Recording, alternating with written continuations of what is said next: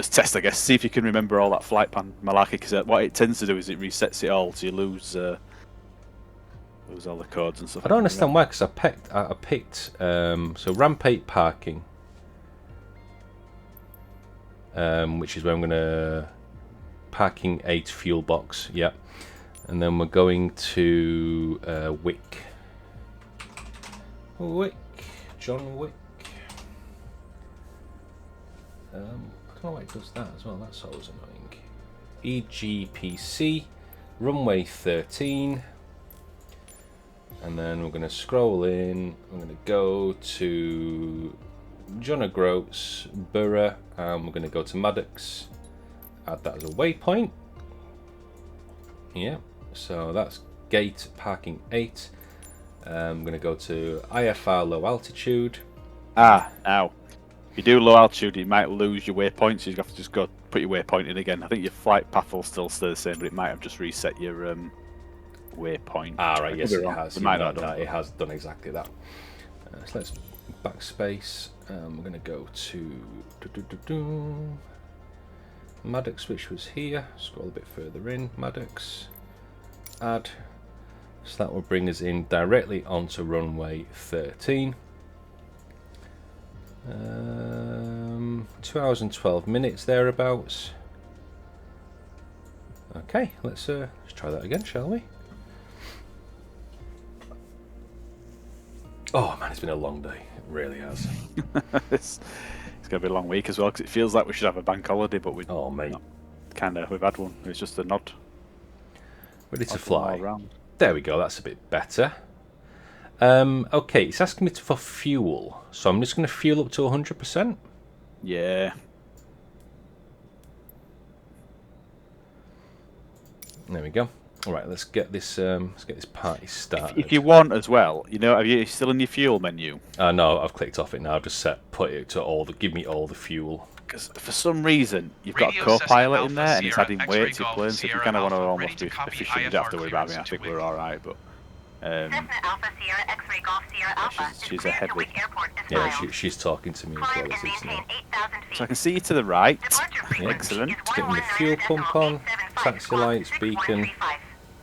Clearance void 30 minutes from now. Okay. Cessna Alpha Sierra X-Ray Golf Sierra Alpha cleared to Wick Airport. They do a lot of talking, don't they? Climb and maintain 8,000 feet. Departure is 119.875. Engine is squawk up. 6135. Right. Clearance void 30 minutes from now. Flaps to 10%. Cessna Golf Sierra Alpha, read that correct. Good day. Right, you're gonna have to go. You're gonna have to walk me through the nav stuff again, mate, because I have no idea. Sounds like I'm just speaking to the old people. Or maybe just let her finish talking. Blah blah blah blah blah blah. There's a lot of the same car in front of me. They're not very imaginative with the cars in the Isle of Skye. In fact, they've only got 2 wheels. One of them's parked in a building, so I'm not going to go too much into that detail. Right. Stop talking to me. Right. Oh God. Sorry, they're having a full-blown conversation. Ryan was talking a lot. So nav stuff. What do we need to know? So you can set your on the left panel. You can set your altitude to 3,000, 4,000. That's HDG, isn't it? This one that's your heading. So this one's going to be more your altitude on the very bottom left. Knob. Knob. Yes, I see it now. Little knob does hundreds of feet. Big knob at the back does thousands of feet. I'm such a child. What are you setting yours to so we can fly at the same height? I'm probably going to go. To be fair, we want to be up about 8,000 because it's going to be a long one. Is this one? So 8,000. 8,000 feet. We aiming for the jet stream or something? Oh yes. That's on 6. Let me get my big knob out. Get your big one. Right, I've played with my big knob and it's up at 8,000 now. 8,000. That's pretty much it. To be fair, as long as you're in GPS mode with the sort of like the compass should have like a line probably pointing away from your plane, but it should be set to GPS term. I think it'll say. It does. Yes, that is correct. Yeah. I've got 150 miles to the next waypoint distance at the top. This 150.2 nautical miles. Spot on. Right, so let's go. That's pretty much Is that it. all I need? Is there anything I need for autopilot, or will it go and do No. that? All good. You're going to tell me in the air. Right, I'm going to get... Yeah, we've got plenty of time for that, yeah. It's Control and P for pushback, isn't it? If I remember correctly. Yep. Whoops. Control and P. Give me pushback. I don't seem to have pushback. It's taking the time to...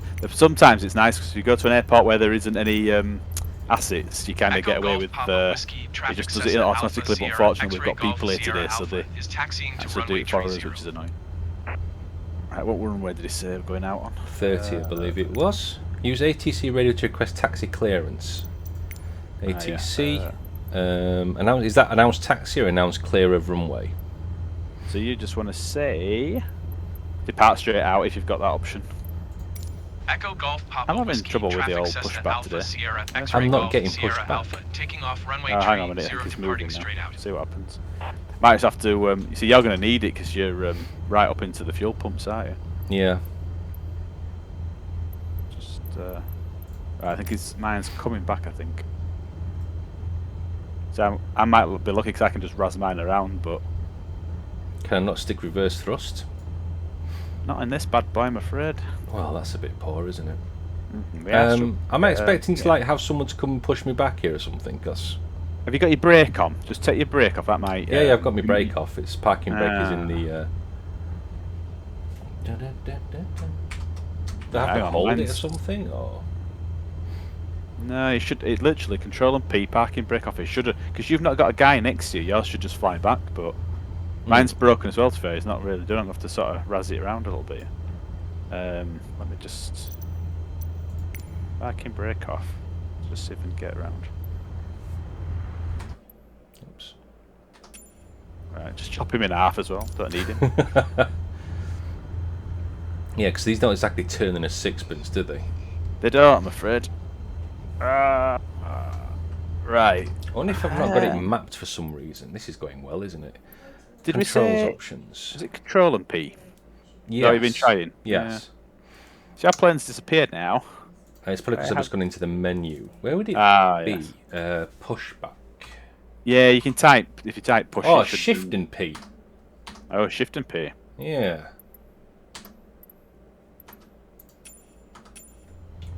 Shift and P. There we go. Bloody Control and P. Glad you know what you're doing. Probably my fault, to be fair. Hopefully my plane should be back now anyway.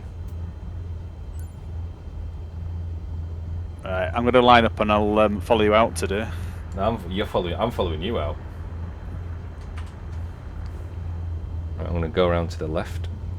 It's been a while since I've flown.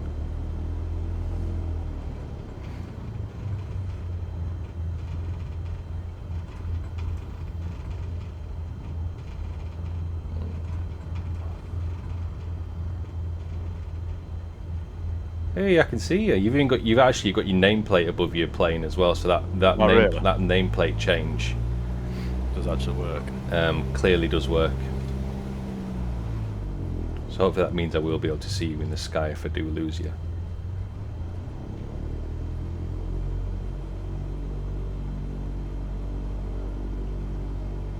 Are you turning around at the bottom of the runway, or are you? Yeah. Yeah.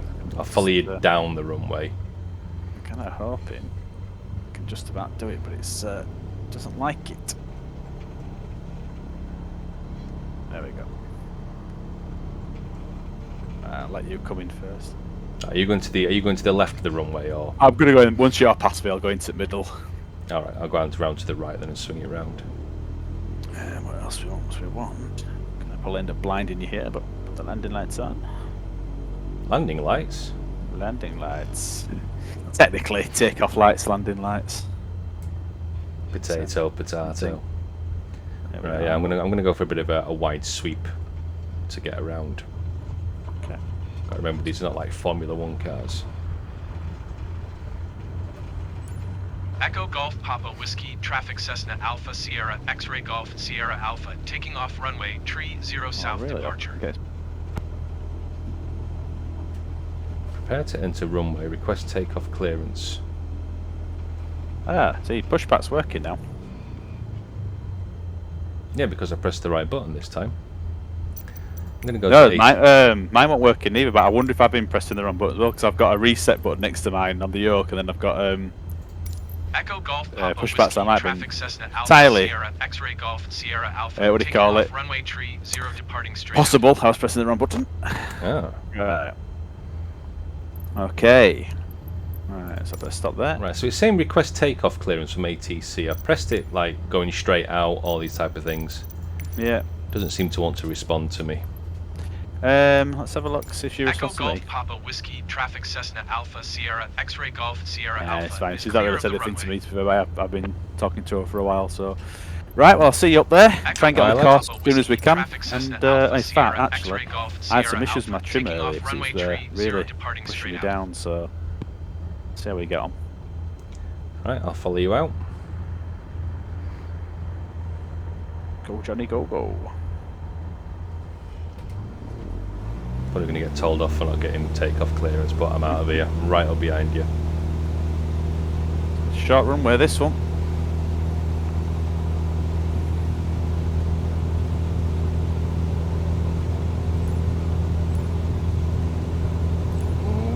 I'm up. I'm going to slyly start banking.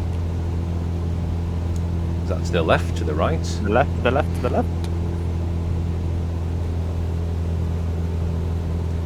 Have you eased back your throttle yet so I don't like blow past you? Yeah. Right, I just want to make sure if I let go of the controls, am I going to stay up in the air? No, I'm not. No, I'm not. Oh, I'm getting a stall warning. Yeah. Yeah, you can. It's something I've always noticed. So once you're up and you're level, I'll show you something you can look at because it'll help you with other planes and stuff. To be fair, Yeah. but it actually tells you what you want to be. What sort of? It's like a little reference point. There we go. Trim wheels working. Lovely stuff. Lovely stuff. Right. Let's check. We're intercept to that line.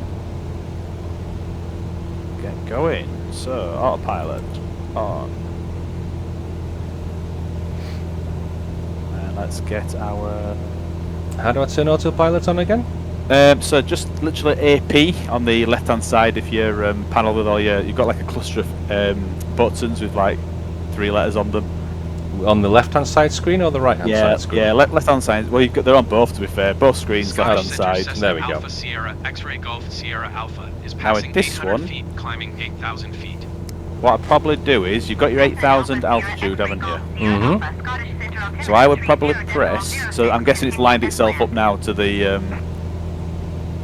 Oh, sorry. You need to press as well the nav button, and that'll sort of find the GPS line. So that'll get you onto the. There we go, it's turning me now. Yep. So the next thing as well is you want to get your altitude. So if you click on vertical speed, there's another button. On the left-hand side panel? Yep. And then next to that on the right, you've got vertical speed up, if you remember. So you just want to put it up to about 500 feet. So turn it on minute. first. Yep, turn the vertical speed on. And then about, like I say, about 500. Set that to 500. Interestingly enough, it was actually warning me that I was going to stall when it was autopiloting, which I thought was quite curious. Yeah. As long as you sort of, I guess, this is the problem. If you climb too much, then your speed's going down, but then the autopilot doesn't recognise it, so it's a bit. I see. It's like a dance with your throttle. If you put, if you like now, you could say I want to go up like 1,500 feet, but then your plane's just going to skyrocket and your speed will just never catch up really. So. Oh, so the autopilot will actually take you so high up that it will crash itself if you're not careful. Yeah, it can do. Unfortunately, it doesn't have that sort of. Doesn't built-in really sort feel of that recognise. auto, to be quite honest. Yeah. The only thing I would say that is auto is death, because if you have no idea what you're doing and press that button, it goes, yeah, straight up. Straight up. Done. So, probably just want to sort of what we kind of should really aim for now is. So, are you comfortable? They can take your hands off the controls and things. Yeah, hands are off for the moment. So, first panel, and if you look at the bottom, you've got time and reference on the sort of like the bottom keys, soft keys. Let me zoom in a bit further. On the So bottom right or bottom left? Yeah. So, kind of in the middle, to be fair, but bottom. Oh, time and reference, the little soft key. Yeah, soft key 10. So if you click on that one, it's basically like a lot of flying is, and I ain't really got into this, but a lot of it's about sort of setting your timer off and using time sort of measure your distance to sort of know where you are and things. But Oh, I see. Yes. but it's quite good. This gives you a reference for if ever your engine failed and you needed to glide. It tells you the optimal gliding speed. So you want to sort of make sure that you're going 6 to 8 knots. So you're not just going straight down, but you're also not going horizontal. You want to find a nice balance of gliding downwards. Ah, yeah. Your VY is your ascending rate. So your perfect ascending rate in this plane is 74 knots. Yes. So you kind of want to be aiming for 74 on the left-hand side whenever you sort of think, going up. That'd be nice. Autopilot's at 84, 83 at the moment, so... Yeah, so it's not terrible because your speed's probably... You're probably still in the green quadrant, aren't you, for your RPMs and stuff on the right-hand side of the screen? Very much so, yeah. Yeah, so it kind of just gives you a rough idea. VX is coming down, so you don't want to go too above 62 much. All good. So what you're saying is I can't do a Stucker raid? No. That's a shame. Right, so we can see each other then? I can see your nameplate. You're about 3,500.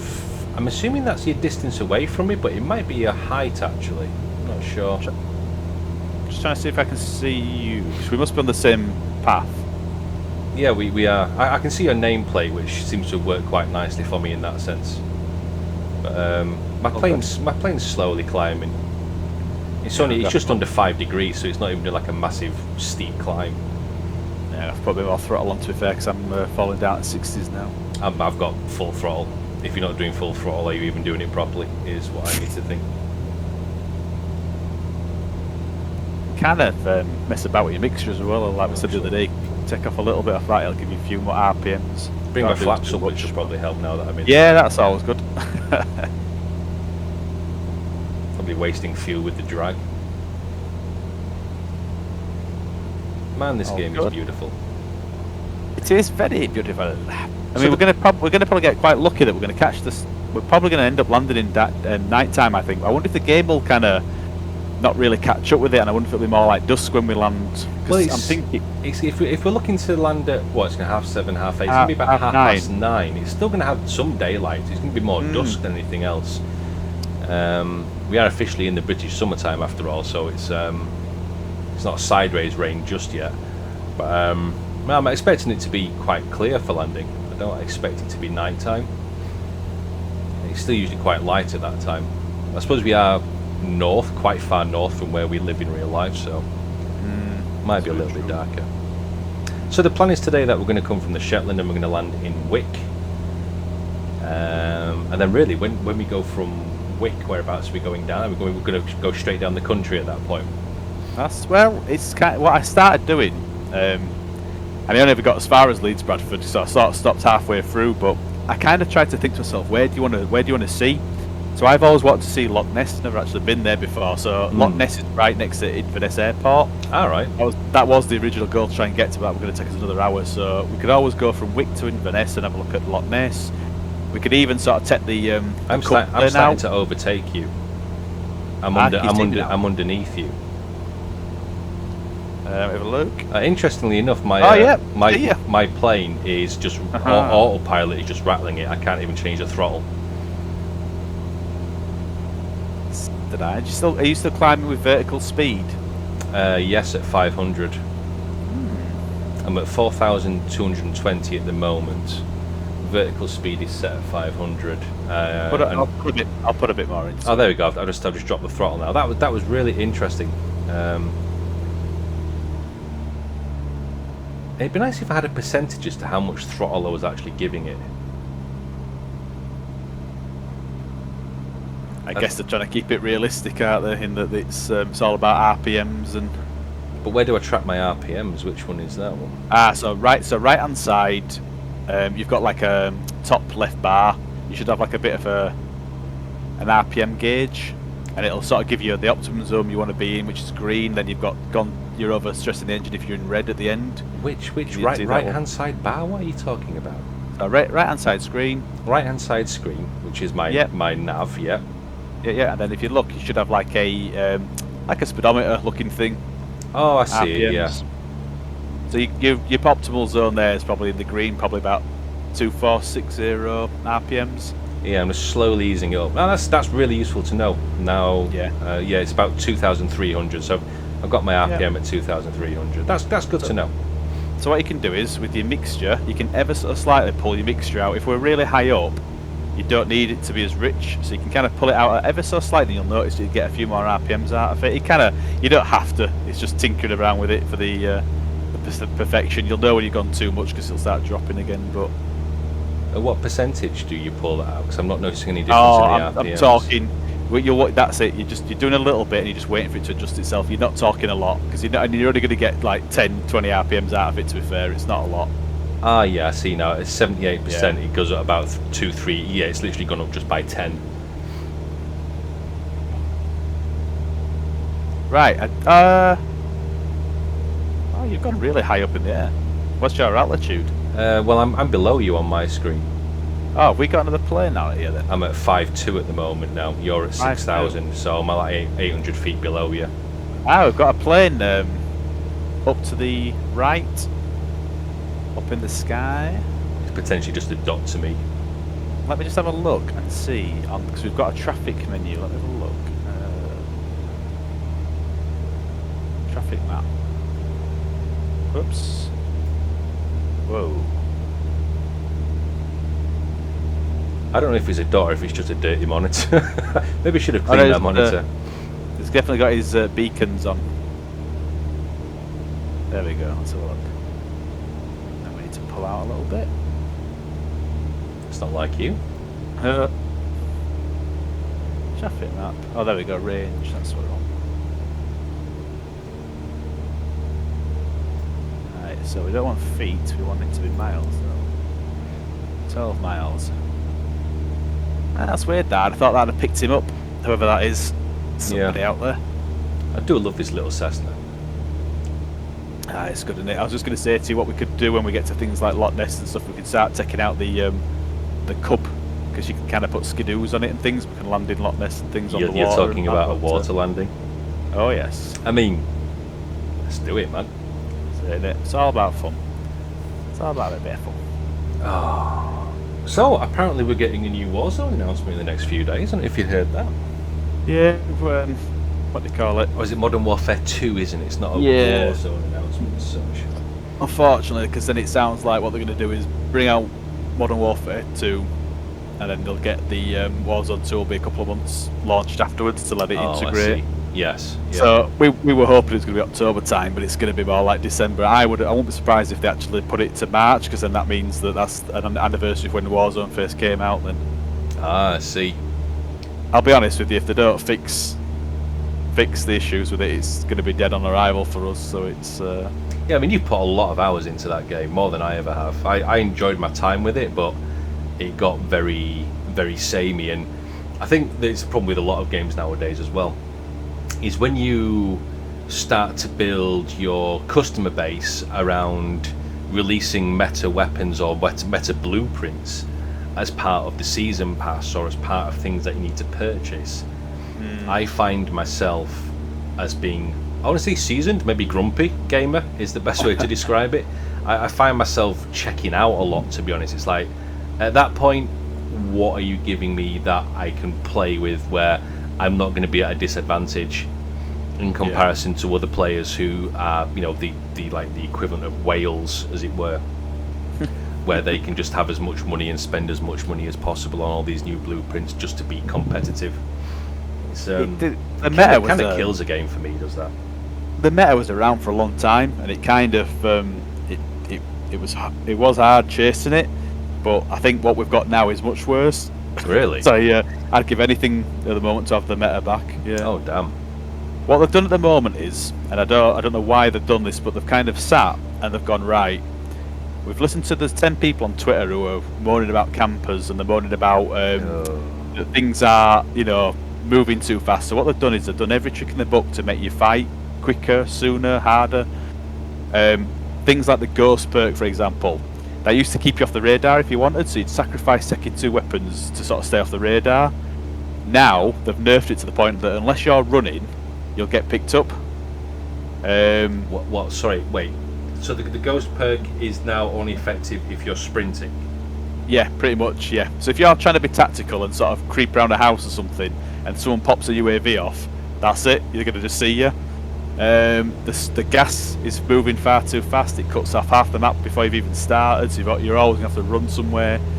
The map already is terrible because it's all based around this volcano. So you've always got this sort of like vertical push to try and get up, as I think you've seen because you've played it a few times, haven't you? The Caldera. Yeah, it is a very vertical map as well.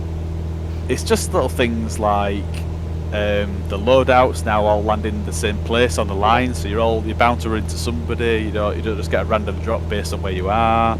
You've got these balloons now, so if someone picks up a bounty, and you can have more than one bounty on you, which already ever used to be a one per team per match.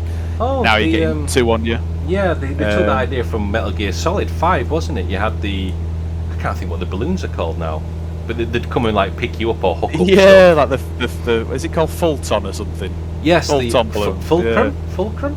That's the one. Was that Fulcrum? Or was that Star Wars Fulcrum. Rebels? I can't remember. It's something like that, but it's the same. Now what can happen now is a team can get a bounty on you, and 9 times out of 10 now what we've started doing is, and I guess you have to adapt a little bit, but we'll look in the air, and lo and behold, you'll see 2 people flying up a balloon and coming straight at you. But I don't know. It seems to be so hard to kill people now as well because your health's gone up a little bit more. If you start shooting at somebody, they're always just running around a tree or a rock or something like that. Now, a lot of that again is down to they're better players than we are, but then that's the biggest. Always a thing. The biggest gripe for me right now is the skill-based matchmaking because it is broken beyond all fucking recognition. Does it actually exist? I didn't think they'd actually even had it in the game, to be honest. It's never felt. I mean, Verdansk, it had its issues, didn't it? But it never felt completely broken. But we're level 50 and 40. We play on it maybe 3 hours a week nowadays because we cut off early because we just can't stomach it anymore. But then on Saturday, still in like lobbies where people are sliding and jumping and throwing stuns and like playing like the life depend on it. And I should not be in those lobbies with those people. It just doesn't make any sense to me. So all that's happened is it's just made it really unfun for players. So people like me who just want a nice, relaxed experience, who just want to. I'm not saying, you know what, I do camping, and I don't think there's anyone who doesn't do a bit of camping and sort of being a bit more tactical and waiting for someone to come and trying to keep an eye on a team and using your sort of wits to know that, hang on, someone's broken a window there. That means a team in the area. All this sort of stuff is what I play Battle Royale for. I don't play it to be constantly having to run and gun and pop UAVs and buy UAVs to just hunt teams down. That's multiplayer to me, That's not a Battle Royale. So I think the skill-based matchmaking, sorry to cut you off, but it's not just about the current level that you're at. It's about your wins, your losses, your KD, time spent. So it isn't just about the level that you're at. It's overall game stats. So I imagine that if you had a completely brand new level 1 account, fresh install, fresh computer, all that type of gibber, you'd probably be skill matched into a lower level lobby. But I bet you've got well over 1,000 hours in that game now. Oh yeah, and that's what I think and we've got probably over. I mean, we're definitely over 100 wins. So it's definitely. I don't think there's enough levels is the problem. That's what I'd put it down to. Yeah. I'll be surprised if they've got 5 groupings and it's like you just fit into these 5 groups where they should be. To my mind, there should be hundreds of different little variants and things. But I suppose the question is, why do they not just put a ranked mode in? Instead of keeping people hidden behind skill-based matchmaking, which is silent effectively, why not just put a ranked mode into the game? Which, if people want to play those Sweat Lord lobbies, then that's the way to do it. You're going to get Sweat Lords in casual anyway. That just happens as part of the game because some people feel the need just to be able to dunk on lower level players. That is just how some people get their kicks. But if you really want the whole dick swinging bragging type of approach to a game, then that's the way to do it. Have a ranked lobby and allow people to go in and really prove their worth. That's why I stopped playing Rainbow Six Siege after I think I was like 4 hours short of 1,000 hours in Siege. Didn't mean I was good. I just enjoyed playing the game. But when you ended up playing even casual games, casual lobbies, but with people who were clearly smurfing in casual, somebody's actually got a smurf account in casual. I kind of ended up just questioning why I'm spending my time in the game because it just wasn't fun anymore. There wasn't that that challenge. When you played ranked, you played the same setup, the same meta for each location and each room, and it was just about the execution, which was fun when you got it right. But when you've done the same execution 100 times, 500 times, it just became a bit, you know, there was just nothing in it for me. The frustrating part as well is that they've come out and they've said, well, they haven't said it, but they must know it, but other people have reported and said, right, Warzone has lost, 20 million players in the last couple of months. They've not asked why. They've not sent a survey out saying, you know what, you've got 1,000 hours in this game. What is it you like about it? They've just gone, oh, that must mean we've not been sweaty enough, so let's do more things to make it sweaty. And it's just, they're just idiots. It's all this stuff like, I mean, I've never really slagged off developers, and it's extremely hard to do what it is. And it's not the developers, I think, is the problem here. It's the decision makers. But it's like, surely they must realise that not everybody wants to play like that. And they're just doing nothing about it. Like when they used to remove standard modes like Battle Royale, we're just going to take solos out for a week or two. It's like, what you're supposed to do if you're a solo player, just go play with a random. Like when we've had before, when they're taking trios out and quads, to me that just shows they just have no idea on what the player base or what the fans are actually wanting. They're just forcing these game modes on you and things like that. I do remember them doing that, especially because we did play trios together, and when they removed it, it was like, why would they take out trios? Why is that a thing? For quads, duos and solos? It's mental, isn't it? But my answer for Warzone, and this would fix everything, this is, you know what? Have you sort of, whatever you want to call it, Warzone 0.1 mode, where you've got your balloons in there, you've got your UAVs in there, you've got your fast gas and all that sort of stuff. You've got your ghost perks been eradicated. Let people play that mode if that's what they want to play. But then you should have your sort of like stripped back version, where it's just like you get one loadout, there's no UAVs, there's no bounties, you're just using your wits to sort of go after people. And you please both sides, then. Lords are going to move into a mode where you can't slide around. If they want to do that and they'll get better than you, then that's fine as well, because at least you're playing with the same rule. But at the moment, there's about 20 different rules going on. That's where it becomes unplayable for us. So, yeah, we're winding down, unfortunately, with it. It feels like a couple of hours a night, and then it's almost like turn it off in a rage, because 30 different, skill sets and rules and tactics needed to just get through. That's a massive shame, is that? It really is. It's telling when I've got 85 wins in Verdansk and I've got 15 in Caldera. Do you know what I mean? If I don't know if I've got 15, I think I've got about 8 or something. And it's not through lack of trying either, but there's something not quite right with it when we've just struggled so hard to keep up with all the changes and things like that. Yeah. But they don't want to listen. That's the problem. They don't want to do anything about it. Well, I think, as you say, they listen to not necessarily the players as such, but more the content creators, I would say. The people who give them the real money. Quick question: which button was it to heat up my wings with? Has been high up? Was it pilot heat? Yeah, you got the little pitot heat and the green switch. Pitot heat. That's it. I'll switch that on. Pitot heat. And then, just out of interest, what's your distance? Because I thought I saw you behind me then, but I thought you were in front of me. So I am 5,450 feet away from you.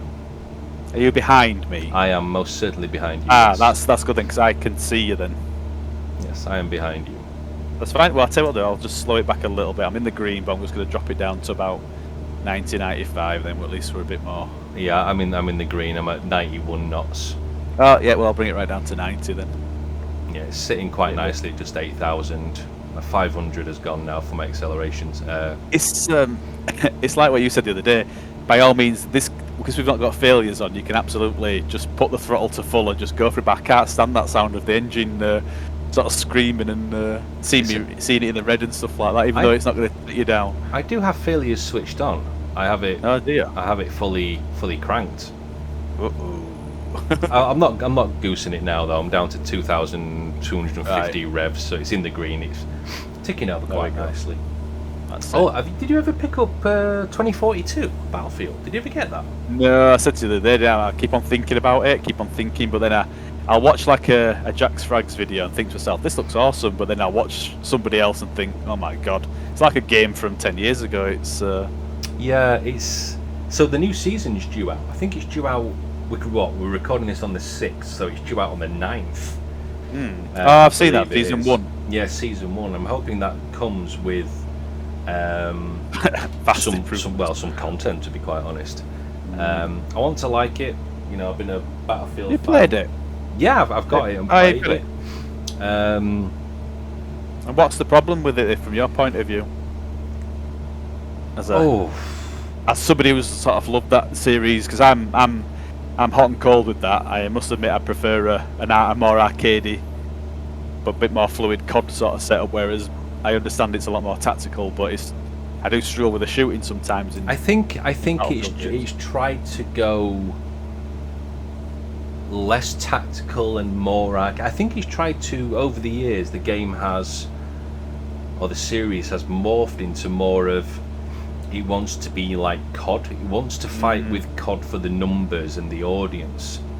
Yeah. So it's, I don't want to say dumb it down, but I believe there's been less focus on squad play and more focus on individualistic play. You know, I used to again, it's probably different ways that I play it, of course, now as well, but I used to run with a standard squad in BF3, and we all had our roles that we could play, and as a squad we'd be able to take over points. You know, just one squad playing well together would influence the outcome of a game. I don't think that's the case now. Well, it's not that I don't think, I know it's not the case now. It's more about your individualistic players. It's more about the specialists and just what one specialist can do, and can do it very well. But then because you have that one specialist that does, I can't remember the name of the female character now. She has the wingsuit, and she would just decimate, you know, individuals. And you know, the game launched with, I think it was like 17 guns or 9 guns or some small amount of guns. I'm totally not googling it as I speak. 2042 gun numbers. Yeah, so it launched with 22 weapons. Yeah. Which I'm pretty sure when BF3 or even BF4, I think BF4 might have had the it launched with a lot. It didn't 84 primary weapons now in BF4. Now I think a few of those did come with expansions and stuff, but it didn't seem to. It seemed to launch very bare bones, I suppose is what I'm trying to say. Yeah. It was buggy. I mean, that's kind of every Battlefield game. Well, it's every game at the moment, isn't it? Well, yeah, everything's early access now, whether you're paying for full price or not, or whether they choose to tell you that it's early access. I think some game companies don't tell you that it's early access, and just that it is. No, it's a fully fledged game, and more content will be coming. Just ignore the bugs. Just ignore the bugs when they become features. That's what it's all about. So yeah, I think what a lot of development houses are trying to do now is they have this focus on what they call MVP, minimal viable product. So it's what can you get to market as quick as possible, that is functional, that can be, you know, played, and then that's it. We'll fix the rest. We'll improve it as we go along, as we do, you know, get into a regular release cadence, and that's kind of what they do now. I mean, I work in a company that provides digital solutions for a lot of other companies. You know, we're a consultancy, and one of the things that we always look at is MVP. We're going to deliver you. Hey, you know, you brought us in. You're going to pay us a lot of money each month. We're going to come in, and the first thing we're going to deliver for you is the minimal viable product. It gets us in the door. It gets us under the table, feet under the table, not literally under the table. And then you get to a point where you start, right, okay, we've delivered the main product. Now we're going to iteratively improve on that. And that is, you know, that is a standard process in software delivery and service delivery for a lot of that. But I think the problem is what the game developers have tried to do is they've tried to bring that to the mass market. Yeah. So like, you know, you Joe up the road who's a plasterer and just wants to come home and smash, you know, COD or something like that. they don't get that. No. That sounds really shit thing to say. I don't mean it like that, but you know, they don't get the concept of minimal viable product. They want to see a fully fledged. And to be quite honest, this person's paid 40, 60, 80 pounds, dollars for what they expect to be a fully fledged product. So you know what? Yeah. That's what they deserve to get. Mm. And I think because I was going to say there's far too much sort of expectation on people now to understand all this early access stuff and what it means nowadays. Just because we sort of, you know, dip into, you know, articles and tweets about what's going on in gaming, not everybody does that. You know, it's the old sort of grandma goes into a store, buys a game that looks interesting for a kid and stuff, and she doesn't know what it's about. And not everybody's as in depth into games as what I think some people are. So how is Joe Blogg supposed to understand this game? Shit, he doesn't know that in a year's time it'll be fully fledged and have all its content, will he? Yeah, shouldn't have to know that. It's interesting because, so I mean, as you know, I play a lot of Hell Let Loose. I think I'm bordering on 500 hours in the past year, which is a lot for me as a married man with a kid and a full-time job. That's a lot of my free time to put into a game. You know, that is a lot of my time. But what they've done with Hell Let Loose is when they released it, it's only about £25, $25. You know, it's not a massive entry fee. I remember it being 13, 17 quid, I think, when it first came out. Yeah. Because they're like an early access version, then obviously they've added it, gone up, I think, haven't they? Yeah, they have gone to version 1. They went to version 1, then announced the Team 17 buyout pretty quickly afterwards. But it's not without its problems, but it is still a fully realised game. Yeah, but you see, somebody who... So I got it, I think I bought it pretty early on, and then I ended up refunding it because I played it for, 20 minutes, got my ass kicked, after spending 10 minutes walking across the map, and I just got shot from nowhere. and I kind of said, this is beautiful, I love the map and everything, but it's not for me. And I knew though that you come back to this game in 2 years' time, and it's going to have different regiments, it'll have different weapons, they'll have this fix, that'll be included, and I can appreciate that, and I'll buy it again. Well, I have bought it again when it's more ready for what I want to play. But I've also played games that are early access and stuck with them as well, like, trying to think of a good one that sticks off the top of my head. I can't think of one right now, but Ready or Not? Well, Ready or Not, I guess so. I guess this game in its way, when this first came out, that map that you and me were looking at before, there was no satellite data when this map came out. It was just a big lump of green. You had no idea where your house was and where names of locations are, and it's all the improvements and stuff weren't here and that. So what I would pitch to you though is you play this via Game Pass like I do.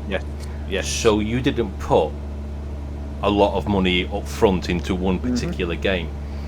And it's like, I think just going back to Hell Let Loose and about, you spawn, die, it does have a reputation for being a bit of a walking simulator. But you play this game how do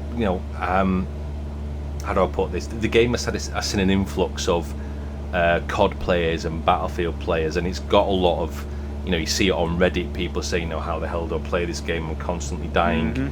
Why is this game so shit? That's kind of what they're saying, to paraphrase.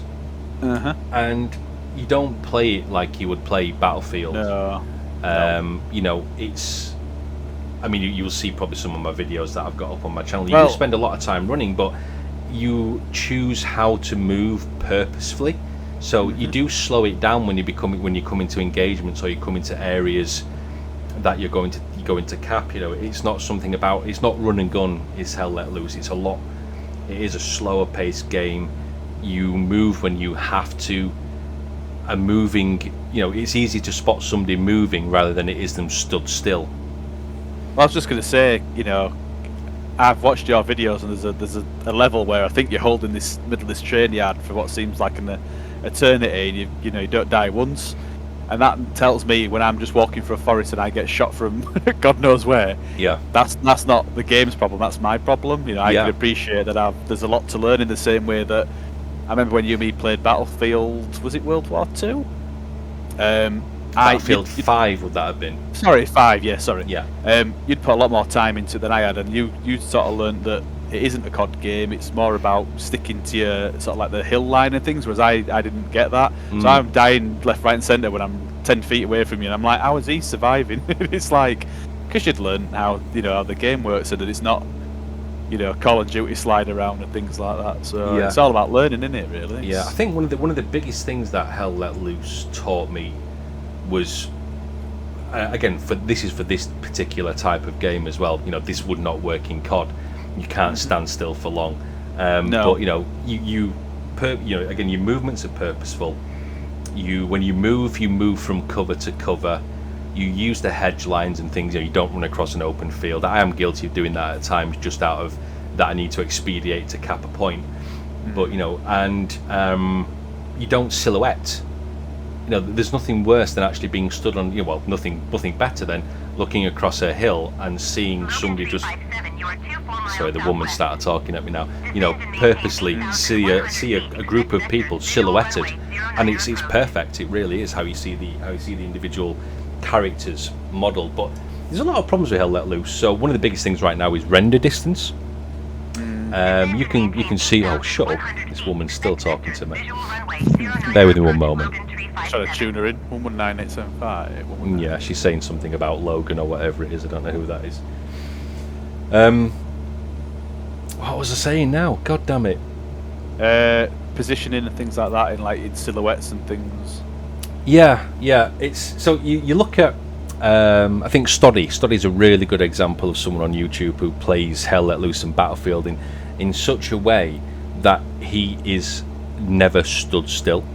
He's jumping, he's sliding. He's always fluid movement from a jump to a slide to a jump to a sprint to a jump to a slide. It's incredible to watch. It would make my brain dribble out of my ear if I played it like that. It really would.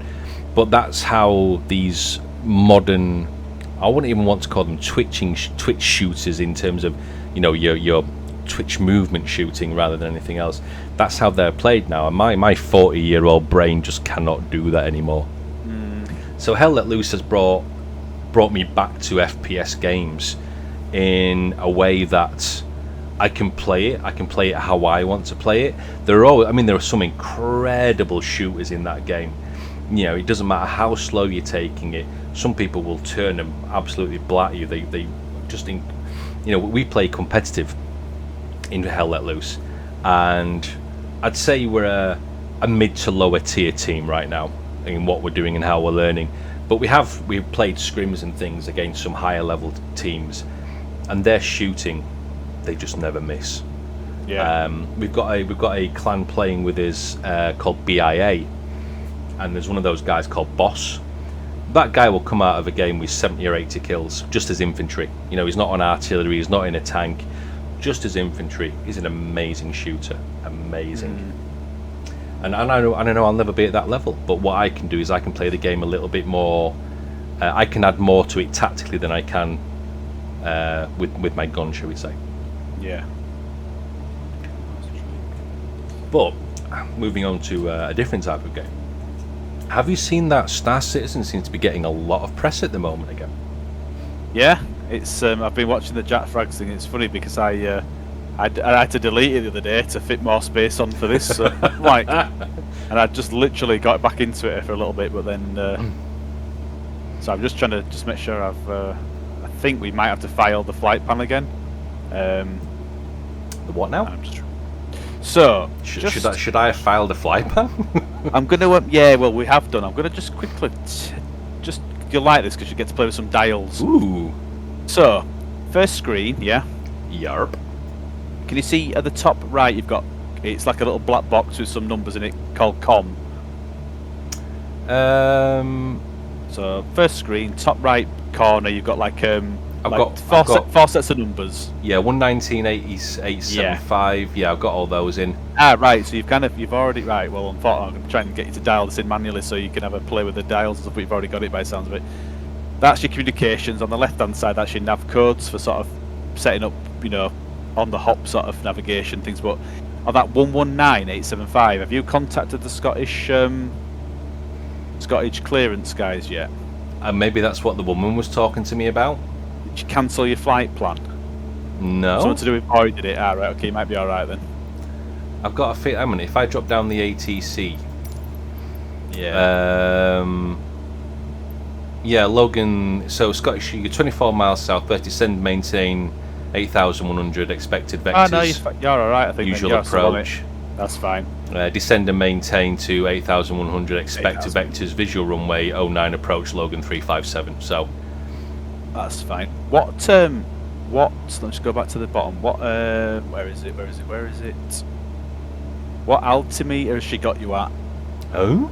So if you go back a few for conversation, she'll tell you that she's got you at an altimeter. Altimeter 30.06. Right. Okay. So, can you see on your where you've sort of set your altitude in turquoise at the top of that altitude bar? You're speaking to someone who's colourblind, so don't reference colours. I forget what colours you can see. On your altimeter, your altitude, on the right hand side, so your speed's on the left and your altitude's on the right. Yes. Sorry, she's talking in my ear. So Talking to me as well. It's fine, I think she's gone. Hang on, let me just see what she last said. Oh yeah, mention. Maintain Right. present heading in altitude Logan 357. Okay about that. Why did she tell us about that? Oh, she's talking to somebody else, that's why. Hang on a minute, I'm just trying to think. Turn left heading 055 Sorry, I think we've got... and maintain 2,000 feet. Contact Sunberg Tower on Can you not turn him down? 118.255. Yeah, you can do, but what I'm thinking, I'm just going to take her off channel a minute. So you see the right hand side. Oh, in fact, you can just turn. Yeah, you can just turn the volume. And maintain 2,000 feet. Tower on 118.255 Logan 357. I don't know how to turn it down. That's actually not working on mine.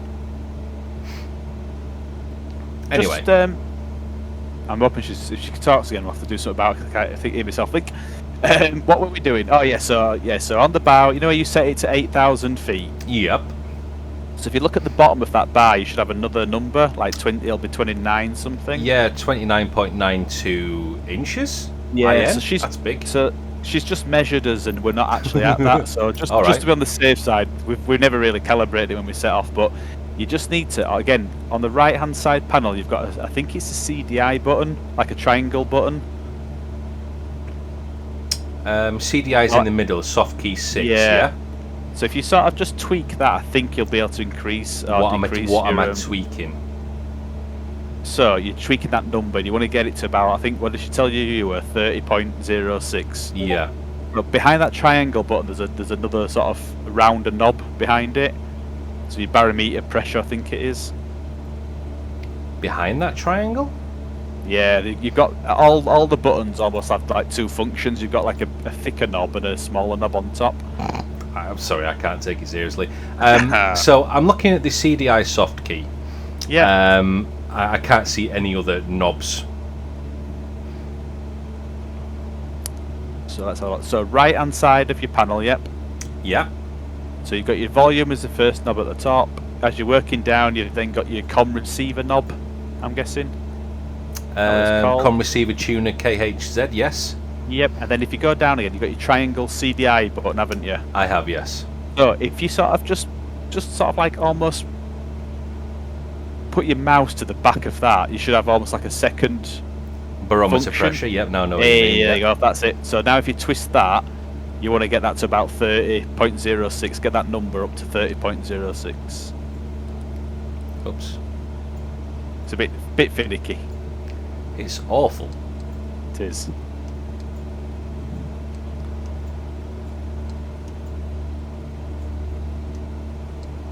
.06 now set. Yep. Nice. It just helps because if you're coming into a landing, especially in the dark, of that, if we're not set the right, it's like the whole Die Hard 2 thing.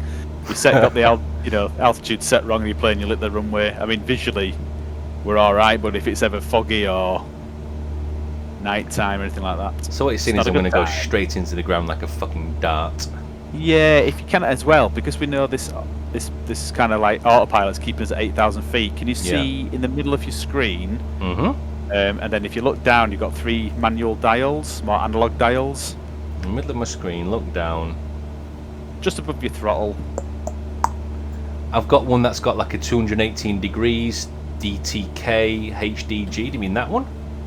So these are actual, almost like in your car, you've got proper speedometers. They're like, Oh right, yes, in the middle, right. I get it. yeah. So can you see the one on the right that's altitude? It's like a black one, like a clock. Yeah, I've got that one. Again, we're probably not set right on that. So you might be okay, but mine, I'm ever so slight on feet. So I've got like, I'm on 8,000 feet, but I'm ever so slightly over. So I can tweak that knob, just to sort of bring it back a little bit. In fact, actually, there we go. I'm on it. That's fine. Actually, when I've pressed just hold on the altimeter calibration, it says 30.06. That's fine. So I'm Perfect. assuming that's okay. All right, yeah. As long as those two things marry up, you're spot on, really. Cool. Living the dream. Halfway, aren't we? Do you know we are going to be landing in? I've just checked the sundown time, and I actually thought it'd be more like 7 o'clock or something. But it's of course it's summer. It's 9 o'clock in it, 9:30. So we're going to be landing in. I can't see you anymore. You're still 5,500 feet away from me. You've not like. Oh, okay. You've not really barreled away from me at all. Well, I'm going to drop to about. Try and get to down about to 80. That should give you. Oh, connection lost. I've been having that all day. That. It'll just hopefully I've just got it now. It's something to do with servers. Just okay, and hopefully it'll just pick it up in a minute. Yeah, it'll be fine. Right, always online gaming. What could possibly go wrong? Exactly. Alright, just bringing it down so that should give you. I'm just about to hit the. What's this set of islands called here then? Because we've just come from Shetland. Are these the Orkney Islands? These? I think the Orkneys are below the Shetland, so the Orkneys are kind of. Yeah. Oh, I've lost connection. Gonna have to reconnect. That's going to be fun if he keeps doing that. Yeah, I think it's. Let me press the end button. I think it's the Orkneys. Yeah, I think it is, isn't it? I think it is. I don't know. Never fly when you use your phone, but I'm pretty sure the Orkney Islands. I think it is, isn't it? 'Cause we're coming at it.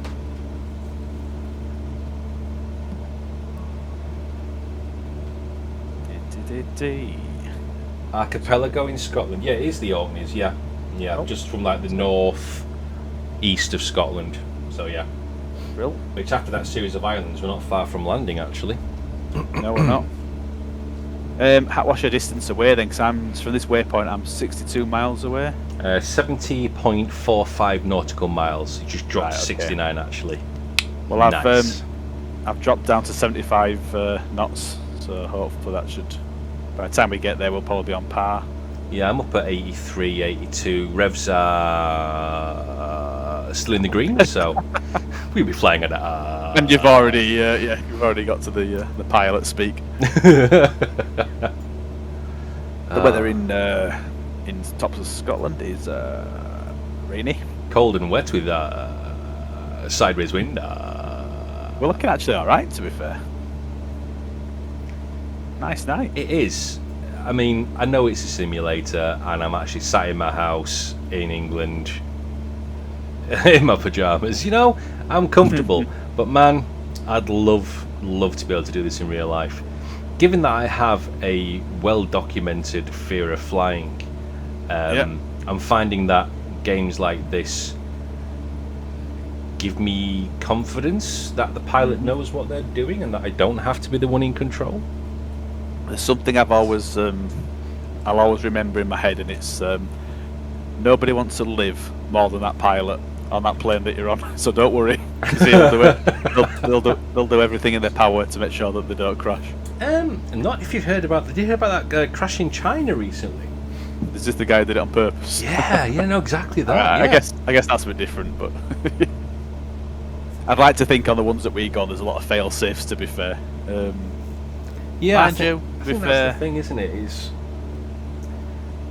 I don't know. You've got to be in a position where you have to trust the people that are flying the thing, and I think that's my issue. I don't. Unless I was doing it, then that'd be absolutely fine.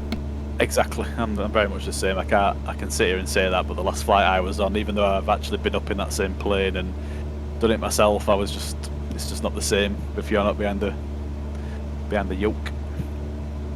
Yeah, I think But, I'd even like to be in a position just to actually go into the cockpit and see it all work. Well, this is funny because when I walk past it, because you kind of in your head you almost see all these. You know when you see like a film like Airplane or Con Air or something. Probably not a great reference. No, but yeah, not right now. But the cockpit's massive, isn't it? In these 747s and things, you've got all this room where 3 of you can sit nicely. When you look at the Airbuses that we go in, the A320s and things like that, the cockpits are absolutely tiny. It's all just right in front of you. Yeah, if ever, I mean, I think you went in the airliner, didn't you, for a little play? I did the tutorial in this game, which I found the airliners to be far too automated. Yeah. It's like, press this button. Oh, the plane takes off on its own, takes you into the right altitude. It does everything. It's like that doesn't feel very clicky for me. Nah. It's I think this is the thing now. What we'll find is if we sort of transition to like the Quebecs, for example, to just do some water landings and things like that. If we decide that we want to go to the Caravan, the Cessna Caravan, apart from the propeller that gets added into the mix and stuff, so you just got to mess Cessna about with Caravan. That sounds like a dogging club. Really bad at that as well. You'll like it. It's like I've got a Kodiak. It's called, but it's more like your parachuting plane. So they've got a little bit bigger, more seats behind you. All right. If you look behind you, we can fit I think 2 passengers in, whereas the other ones you can fit 8. So they've got a bit more oomph, but they're still quite analog. They're still quite you flying with your sensors rather than fly by wire. So if we get into those, what you'll probably find is where's my battery, where's my avionics, where's my flaps, where's my mixture, it's all the same. So you'll probably find that you can, once you've mastered this plane, you can fly quite a lot. It's just the only thing you'll find is where's my battery button, because it's normally in front of me, now it's on the left. It's just that's the only thing you're learning is they'll just move things around for some reason. So it follows the same, and I suppose that could be said for a lot of planes that are probably more analog. They like a car, isn't it? Yeah, they follow the same rough pattern of what you have to do to get the thing in the air, no matter the size of it. But actually, things are maybe just located in a slightly different location. I'm just going to set the autopilot to 5,000 feet, set vertical speed to -500. I'm going to drop to 5,000 now because we're getting close to the place that we want to be in. Remind me how I do that. Selected altitude.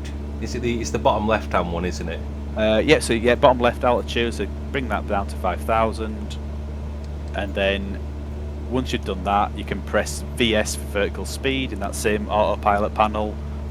And then you want to press nose down, and it'll start going into the minus. And again, -500 will probably just be right without you picking up too much speed now, because I'm going into 80s and I don't really want to go too fast. I'm going into 90s now. Yeah, so you just can ease off the throttle and stuff, and it'll probably balance itself out. I'm still in the green actually, even though I'm doing that. Yeah. Yeah. It's just below 2.3, so it's still nicely ticking away. You probably get a message as well, not to do this, but ignore her. She knows nothing. It's only because we filed the flight plan and we never messed about with the altitude and stuff. I think we just left it at 8,000, so we've not actually put it in increments as to where we want to be going up and down and things like that. It's just the stuff I'm trying to learn now at the moment, funnily enough. God, so you'd have to do that in like real life? I think so. I think when you file your flight plan and stuff, I think a lot of the places, a lot of the runways have actually got set ones to follow yourself. So it's not like you're having to make this up. I think you'd say, I'm coming in on this angle, and they'll give you all these waypoints that'll all be called something differently, but each of them tell you. In fact, if you click into, can you see on the right hand side of your left panel? Yes. You've got some buttons on the bottom, and one of them will say I think it's FPL flight plan. I think it's yes. Yeah. If you click on that, yeah. Hang on, I'm trying to do it, but my because I've zoomed in, my Tobii eye tracker's going mental because it can't keep my eyes straight. Yeah, it starts giving you some information. There's a lot deeper you can go, but it starts telling you what you should be, angle you should be at. It'll start telling you the distance you should be at by the time we hit Maddox. Yeah, Maddox 218 degrees, 150 nautical miles. Yeah, it'll give you all sorts of. It's not on this one because I've just messed it up actually, but. How do you scroll up and down on that? You use the FMS switch at the bottom, the knobs at the bottom. So what in here you can do is some of them will fly between the menus with the smaller one on top, the smaller knob will actually go into the menus and let you move up and down in them. So there's like I said, there's quite a lot you can do on all these. Yeah, she's complaining at me now and wants me to climb to 8,000 feet. That's fine. Ignore her. So it's interesting. You'd actually have to set, if you were setting a flight plan or a waypoint. Well, a flight plan, isn't it? In real life, you'd have to indicate waypoints and what altitude you're going to be at that waypoint. Yeah, each when you look at sort of like because I've started looking at all the charts for the runways because they've all got these. They're quite universal when you look at, but there's a lot of information on like a runway chart for each airport. Yeah. And they've all got things like beacons, they've all got waypoints, but each waypoint, it almost tells you what altitude you should be at if you're at waypoint Maddox. So you know that if we're at waypoint Maddox, we should be 5,000 feet. You'll know then that actually the next waypoint I need to be at 3,000. It's quite... Yeah. When you look at them, it blows your mind because they are extremely complicated to look at, but when you know what you're looking for, you can kind of chop out a lot of the stuff that's, you know, probably for other sort of commercial pilots or military jets and stuff like that. Interestingly enough, on my right-hand side screen, Yeah. I am quite right to the line that I should be on. Just check that you're on GPS, that your autopilot's on. So AP is lit up. Yeah. Oh wait, where's my autopilot is on. Have you got nav on? Nav is off. Turn Right. that back on. There we go. That'll Bring get me you- back that'll round get now. I thought I'd turned that on. I wonder if I've caught it by accident. I can't see. You won't be far off, will you? That line. No, I wasn't massively off it, but it was, you know, a way off from what it should have been. But it's Once been- you been- I think once you think to yourself, you know what? Because I mean, on the Thrustmaster, you've got what 1, 2, 3, 4, 5, 6. You've got 12 buttons at spare, haven't you? On the just on the stick alone on the bottom base. Yeah, absolutely, yeah. I mean, that is more than enough to sort of say one's autopilot, one's going to be flight director, one's going to be the heading button. You know, one's going to be the vertical speed. You can probably, I wonder if you can even map that sort of lever to sort of do your vertical speed up and down. There's probably a few things you can try with that, but it's all about, I guess you'll get to a point where you'll go, right, I know what I want now. There's certain stuff you don't, like your lights, you might just leave lights off, because what's the point when you can just click those switches? But Yeah, I kind of like the scrolling in and pressing the buttons actually on the plane. Probably a bit sad, but I do like that. it's the whole fun in it, really. And as I was saying to you on WhatsApp, oh man, is she going to continually bitch at me for this? One of the things we can do, again, I was going to try and show this, but if she's going to keep on doing it, go back to top right of your screen. Remember where we had all those comms channels? Yes, ATC one. Yeah. So for now, ignore. Can you see where number 1 is the top row, number 2 is the second row? Com2 not in use. Yeah. Yeah. So don't worry about com 2. Com 1, you've got the one on the left-hand side is the one that's in use. So have you got 119875? Yes, I have. Yes. So that is the one that's on the inside. That one is the one that we're using. That's the one that's in On the left. in use. The one on the left. The one on the right is your reserve channel. Is yours 130? Mine is exactly the same as the left-hand side. They're both the same comms.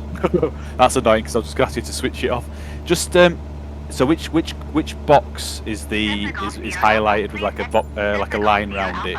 The one on the right or the left?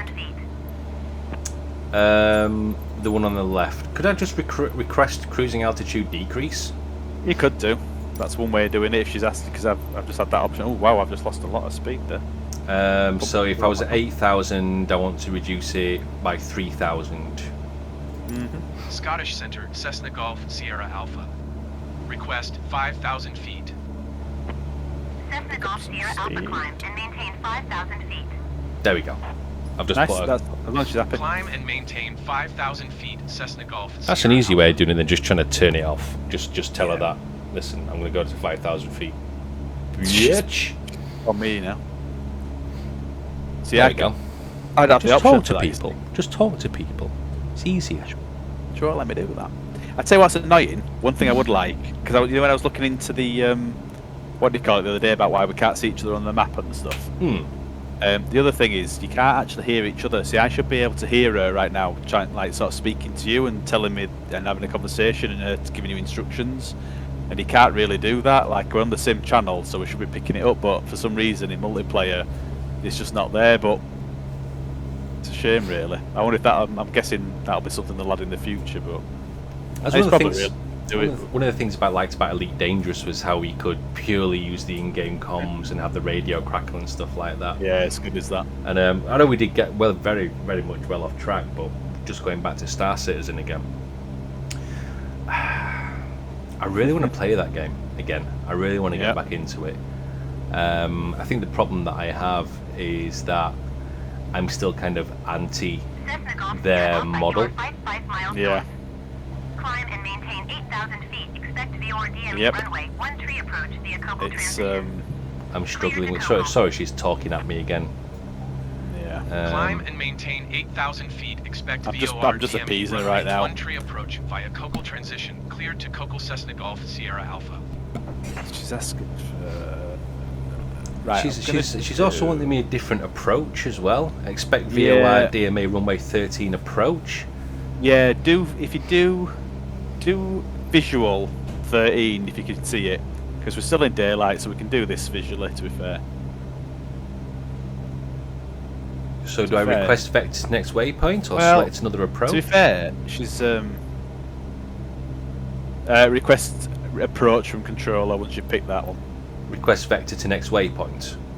No. So you pick 13 visual, and you then I think you pick the second option.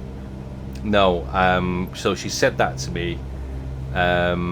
Oh yeah, climb and maintain to 8,000 feet. Expect VOR DME runway 13 approach. So the options that I have next is request vector to next waypoint or select another approach. Oh, so select another approach.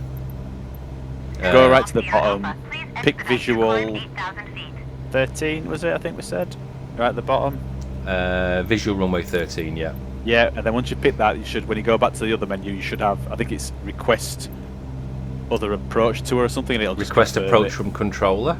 Yeah, that's it. Yeah, do that one. Cessna Golf Sierra Alpha would like visual runway I'm 1 not far tree off approach. making my turn here. Cessna Golf Sierra Alpha, you are 2 miles north. Waypoint. Maintain present heading and It's altitude. gonna love me Expect when I vector, start dropping visual down to runway 1 4,000. tree approach.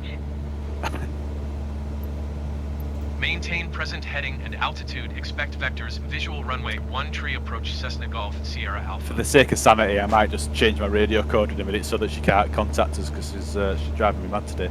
There's a lot. This is the part I'm at now is where I want to understand what all this is. Yeah, she's talking to me now. Yeah, it's because we set it to 8,000. That's the problem.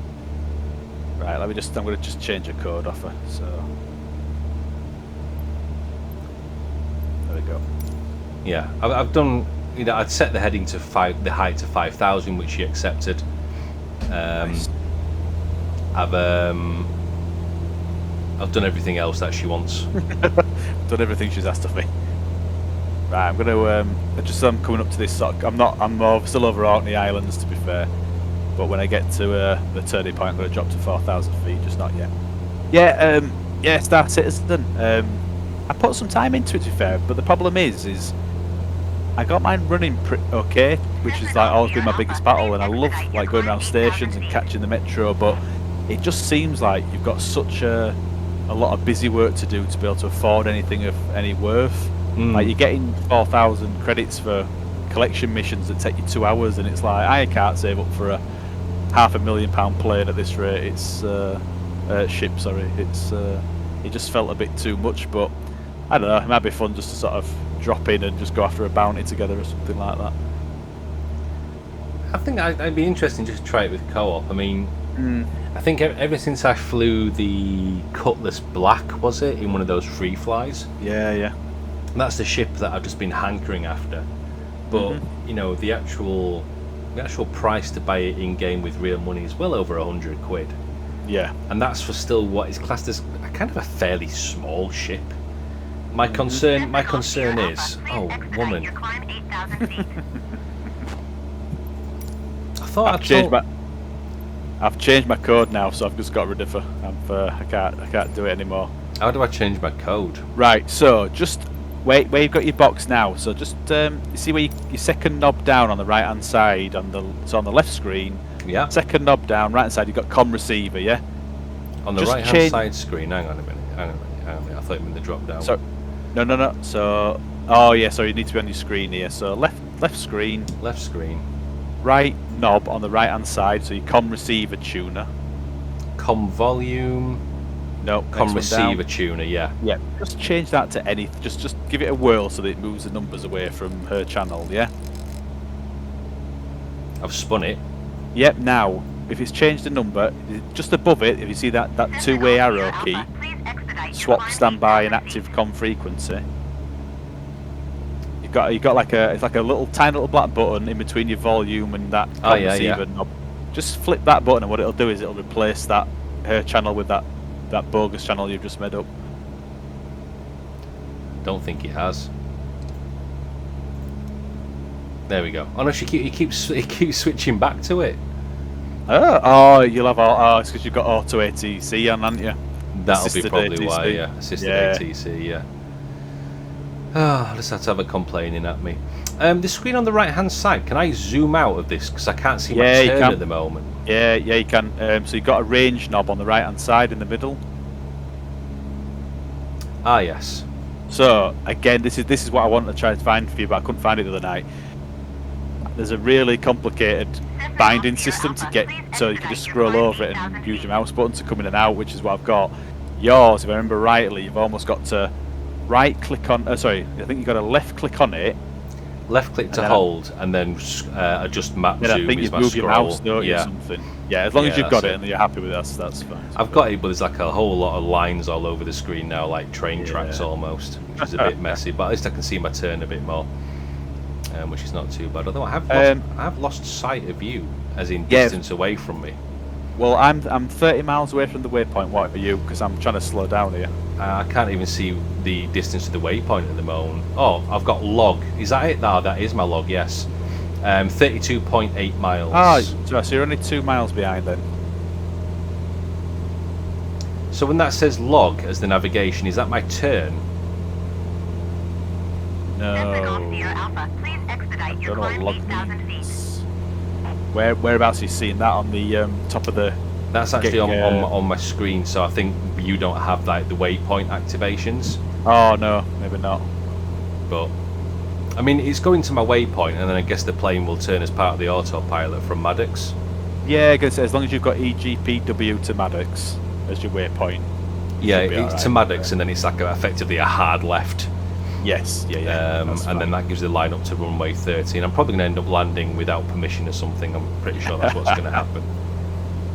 It's funny because this is what I've been trialing recently, because again in your autopilot buttons you'll have a button that says APR, I think it is, and that's an approach button. So once you're on that final waypoint, that sort of white line, I'm trying to figure out why it works and why sometimes it doesn't, but if you press that button it almost like starts measuring your descent with the runway, and as long as you're controlling the throttle, I've landed twice now where the autopilot's just literally landed me for me.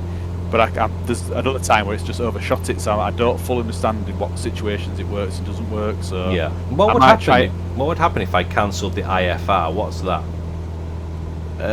The instrument flight recorder. Instrument flight rules.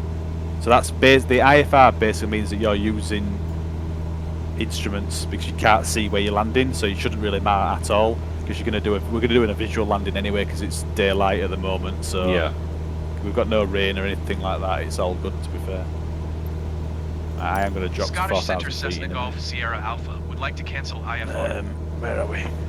Cessna Golf. Vertical speed. Kirkwall approach Cessna Alpha Sierra X-ray Golf Sierra Alpha is type Cessna Skyhawk 14 miles west of Echo Golf Echo Delta 5,000 feet. I'm going to drop to about 60, 65 knots, which will give you a blizzard of a mile. I'm practically gliding at this point. Squawk 2707 See Cessna the Golf people. Sierra Alpha. Cessna Golf Sierra Alpha radar contact 15 miles northwest of Kirkwall 5,000 feet. Cleared through the Charlie airspace. I pressed the button. Cleared through the Charlie airspace, Cessna Golf which Sierra was Alpha. To cancel the IFR, but now I've kind of like lost most of my waypoint on the map. Ooh. Nearest airport list. Yes. Where was it we're going? So if you can try and find, well, the actual airport Wick, it's Wick. So you're gonna, it's EG. Let me figure this one out. I've got it. Wick Wick. Wick Tower Cessna Alpha Sierra X-Ray Golf Sierra Alpha 40 miles north 5,000 feet to land. Cessna Alpha Sierra X-Ray Golf Sierra Alpha Wick Tower. It's a shame you can't. This is where I sort of failed, because there'd be a dead easy way of getting your flight plan back up, Yeah. including the waypoint, because it's Maddox you want. Fly left base runway 13 Cessna Golf Sierra There's Alpha. actually a way, if you're clicking on that flight plan, I think you can get it back somehow. There you go, I've got it. Fly base runway 13 Yeah. at Wick. So Is that taking you straight there though? my flight plan's still locked with the hard left, Ah, brilliant. That's fine. so that is still in place. Have you dropped what's down? What have you dropped down to? So 4,000 feet, I've gone right my speed. In fact, I'm about to stall if I don't watch out. I'm now 24.8 miles away, so you must be about 26, I'm guessing.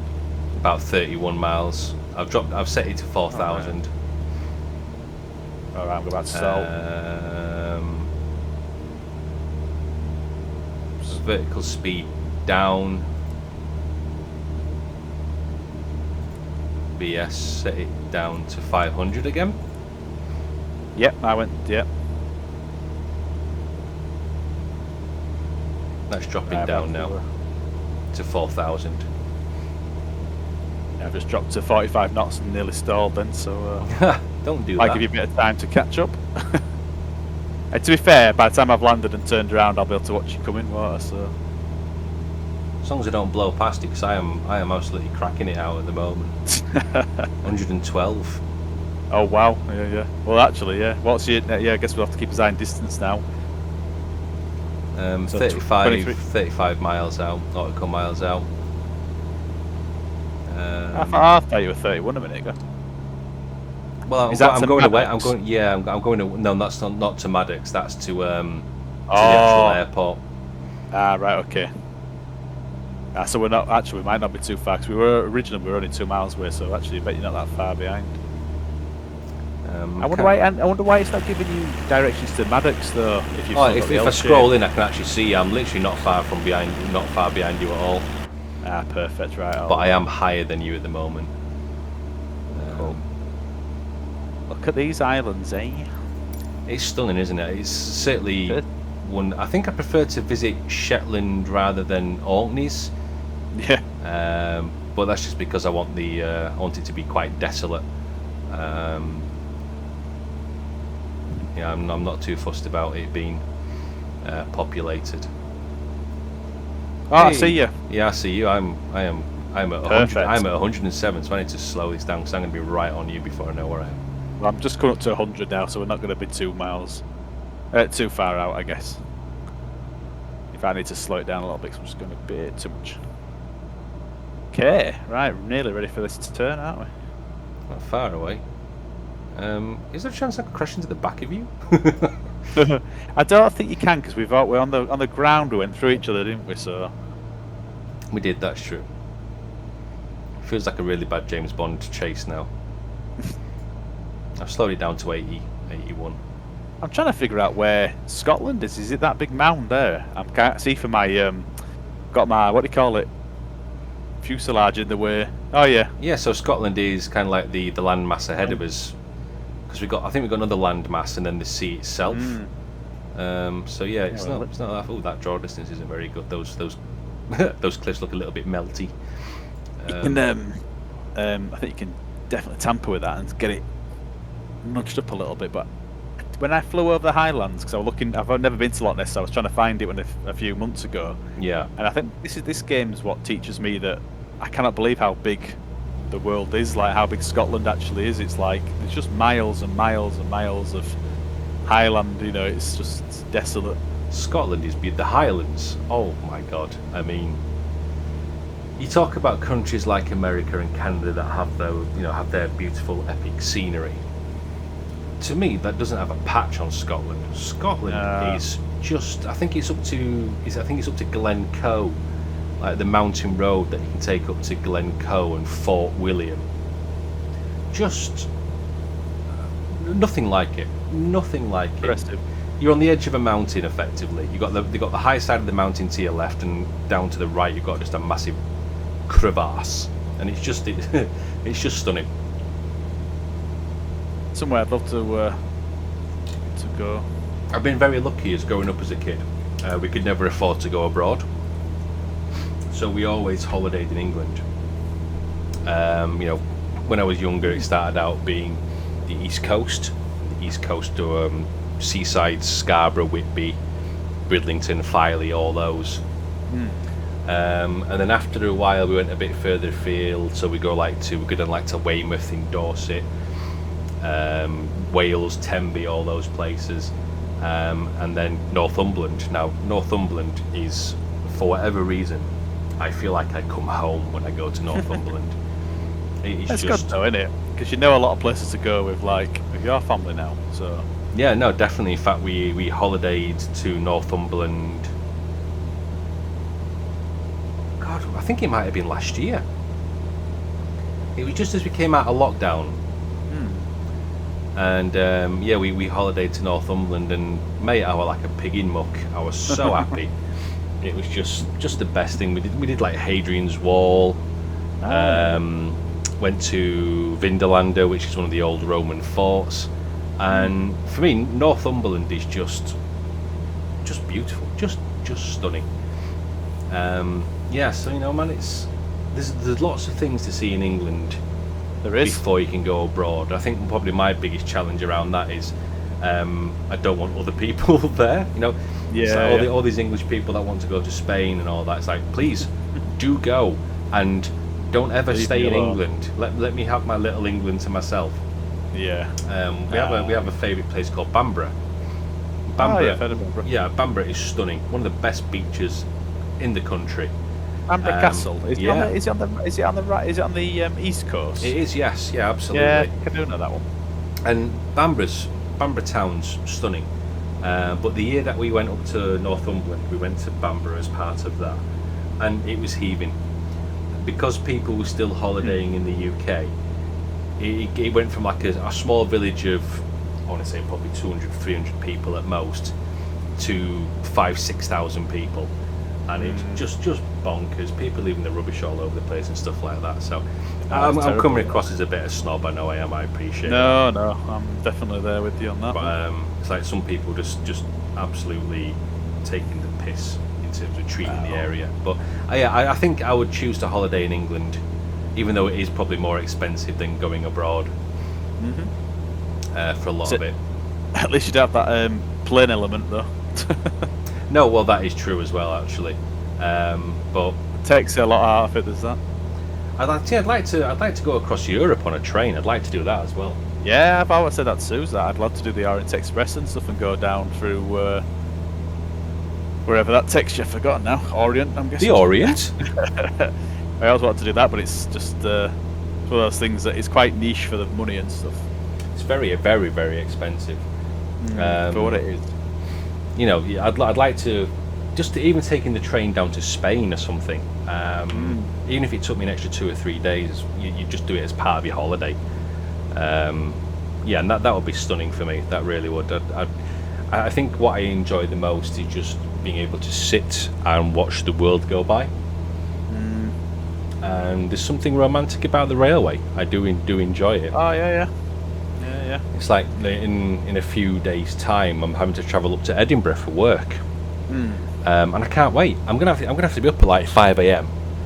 to get the 6:10 train out.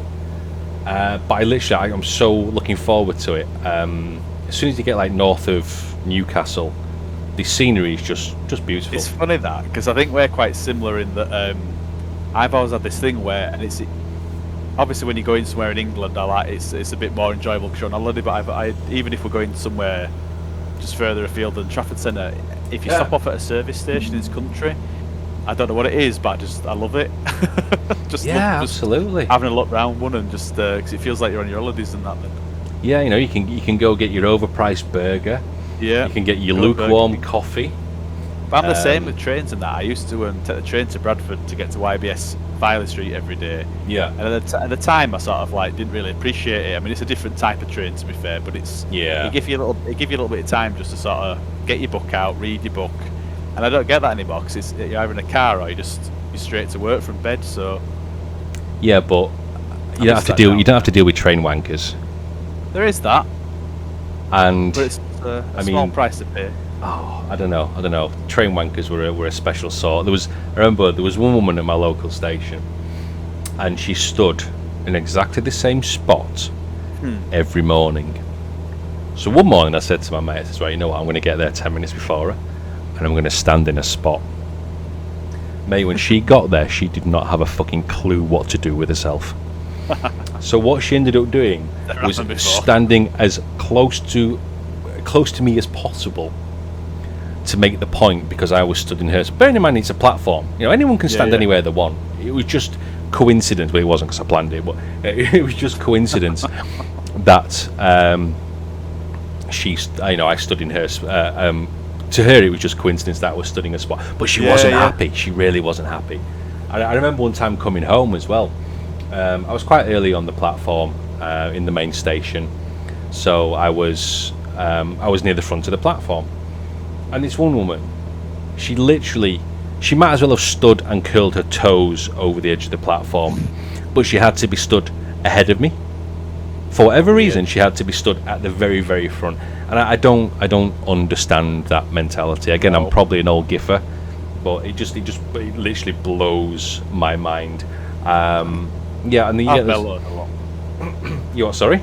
I've mellowed a lot with stuff like that. I just little quirks and things like that used to do me head in, and now I just look back and just think, whatever. If that's what makes you happy.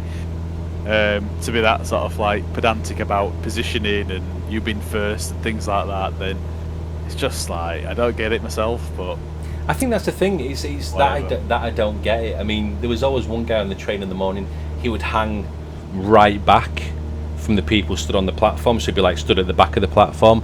But as soon as the train coming, he'd like almost sprint to get in front of everyone else. And it was like a little game that he played. And again, it's people watching and understanding people's psyche. But it was just mind blowing to watch these individuals. And after a while, when you finished fucking with the people who have to stand in the same spot every time and have to sit in the same seat every time, after a while I was like, my God, what is wrong with people? it is a mystery, innit, how some people are. It's incredible what goes through the mind. So I suppose the point I'm getting at, the rambling point, which we got time to ramble given that we're in a 2-hour flight. The point I'm getting at really is that I don't miss all that. Working from home suits me incredibly well. Working from home is something that I enjoy. It works with my clients and my engagements, and I roll out of bed. I have time with my son in the morning. It's not like I'm up and out the door. I get up, we have breakfast together, we sit on the sofa and watch cartoons. Much better, innit? Then I will slope upstairs for a shower, get ready, and then just sit down. Sometimes I've been able to do the school run more and be a more involved parent thanks to lockdown and this coronavirus than what I would have ever had if things were just, with air quotes, normal. Yeah, well, I'm the same. I've clawed back probably. Let's think about this. Probably 3 hours a day, almost in travel. Massive, isn't it? Yeah. And it's a challenge because our company at the moment want most people back at least one day a week, which is all right. But it's just taking some getting used to, because it just tires me out more than just one day. You wouldn't think it would really, have that much of an impact. But I'll come back on a Tuesday and I'll be absolutely knackered after getting up at 7 and getting back at 6:30. Yeah, that one journey a day. Sorry, I'm turning, just so you know. I'm on the L shape. Just turn now. Are you on autopilot still? Yep. So I should be turning not far after. I can see that you've turned to the left, so I shouldn't be. Can you see me? Yeah, I can see you. I can't see. Oh, hang on. Yeah. Yeah, I'm turning now. You. Turning now. Nice. Nice. So yeah, I mean, from my previous place of work, and I know it's not much in, again, grand scheme of things, but I used to do 1,000 miles a month just travelling to and from the office. Yeah. Again, mind blowing for me. That's a mind blowing amount of miles. I just had my MOT done last November, and from the previous November, so 2020 to 2021, I'd done 2,500 miles in that year. Yeah. You know, I've got a 2-litre petrol car sat on the drive doing now. I've just re-taxed it. 330 quid it's cost me in tax for a car that's sat on the drive. I don't know if I told you, but I sold my car because it just wasn't getting used at all. So I just thought, what's the point? It's no point in having it. So we parked because everyone was going mad for cars as well. So we thought, I don't know. I think I should have got something like 14 for mine before lockdown, but they wanted to give me 18 for it. So I was like, yes, hell yes. Shit. So sold it, got rid of it, and then used it, cleared every last debt and stuff. So perfect. Have you got a motor now though? Yeah. Oh yeah, we bought because I only use it once a week. I bought a God, what is it now? Like, I think it's a 17 plate Corsa. Nice one, mate. But there's no point in having a car, you know, when you're not going to use it. So it just sat on the driveway because it's a diesel as well. It would just sat on the driveway, not getting used and losing its value, losing its. Obviously, it needs to be run out if it's a diesel. So yeah, absolutely, yeah. What we've already talked about now, we just might just swap Suzanne's in and get a Land Rover and a Mini. But you do think, well, actually, that means going back to getting having to keep up with them cars again, and it's I don't know. You'd look back at something like that and think, well, it's just a bit of a waste of money, really. It's just a means to an end as a car nowadays. So. No, absolutely. I'm going to turn autopilot off at this point because I'm only 23 miles out. Fly manual. Just quickly, one thing that you might be useful, because I noticed this today, and it's something I've never really noticed. Obviously, you can just follow the line, can't you? Yeah. You can zoom in, but if you notice on your left-hand screen, yes, top bar where you've got all your sort of GPS altimeter. Yeah, if you've got Maddox to EGPC. I have, yes. So next to your distance, so your speed that's counting down, you can see something called BRG. Yeah. So that's like your the heading that you should be on to intercept that line. Ah, right. So you see above your compass, you've got a heading there as well in that box, just above your. Yeah, 126 I'm on at the moment. Yeah. Yeah. So basically, if those two are matched up, you're dead on where you need to be. So you want to be on. I mean, mine's saying 129. But my actual course is 127, so technically my autopilot's not actually doing its best job, but you never know as well. There's a bit of wind at play here as well. I think we've got 8 knot wind. That's the other thing as well. Have I shown you how to get your wind on so you can see what wind we're up against? No, I mean, it seems like that's probably something kind of important. It's quite useful, this. So, just, again, on the actual colour screen, the first one, you know you've got your compass at the bottom. Let me turn autopilot back on again, because... Right, what were you saying? So compass at the bottom, yeah, with the basically this is your HSI. Just to the left hand side of it, just under your heading, have you got any information there that's like you got any wind or an arrow or anything like that? No. No, I've got 128 degrees, HDG, DTK. Ah, right, okay. So what you want to do? I'll just find it because it's changed. Right. So soft key at the bottom. Yep. You want to click on your PFD opt. Yep. And then you've got a button. Wind. Whoops. Wind. Now if you click on wind, I think you've then got 3 different options. 1, 2 and 3, yeah. How you want it to look. Now I use option 3 because it's just dead easy. It tells you what direction and how heavy the wind is, like 8 knots. Yeah. But play around with it, pick which one you prefer the look of. That'll probably now always be on there because I don't think I've ever had to turn that back on mine. It's almost like it remembers it. But we know we've got an 8. We've got like an 8 knot wind hitting us, so I'm going to cross it at least. I'm 19 miles out. Should I be dropping my height a bit? Another rule I've sort of learnt today is that there's a sort of measurement you can put with your sort of altitude. So we're quite low actually. You basically take your distance and you times it by 3. So what's 17 times 3? Because this is where maths fails me. 51. So you really want to be 5,100 feet. So we're actually a little bit lower than what we need to be. But obviously, as that sort of like gets closer and closer, you can it'll probably get quicker and quicker that we need to descend. So I kind of do it more as a feeling at the moment. I'm going to get into that how you should really be doing it later down the line. But yeah, for now, for example, I feel like we should be more like 3,000 feet. Yeah. But it's up to you. To be fair, we kind of it's whatever. I think you're gonna get a feel when you're in visual flight rules on where you need to be. Yeah. I'm going to turn autopilot off. I'm going to drop it down to 3,000. Throttle back a bit. Would the autopilot actually land this as well if I let it? Well, this is what if you press the. I'm having issues here. There we go. If you press the APR button now, the approach button, in theory, because we're still on a NAT path, we're still on a GPS path. I feel like that's. I don't want to say it because you might completely mess you up on this flight after all this time.